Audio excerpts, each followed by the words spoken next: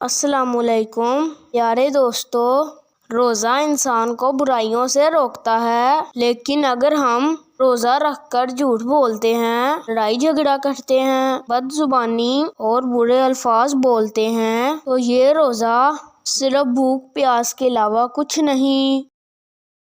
क्योंकि हमारे प्यारे नबी सल्लल्लाहु अलैहि वसल्लम ने फरमाया, जिस शख्स ने रोज़ा रखकर बदजुबानी और झूठ बोलना ना छोड़ा तो अल्लाह को उसके खाना पीना छोड़ देने की कोई ज़रूरत नहीं, यानी वो शख्स रोज़े के अजर से महरूम रहेगा। इसलिए दोस्तों, रोज़ा रखकर हमें ना सिर्फ खाने पीने से रुकना है, बल्कि अपने आप को बुराइयों से भी रोकना है। इस प्यारे से सबक के साथ अल्लाह हाफिज़। वीडियो को लाइक, शेयर और चैनल को सब्सक्राइब करना ना भूलिएगा।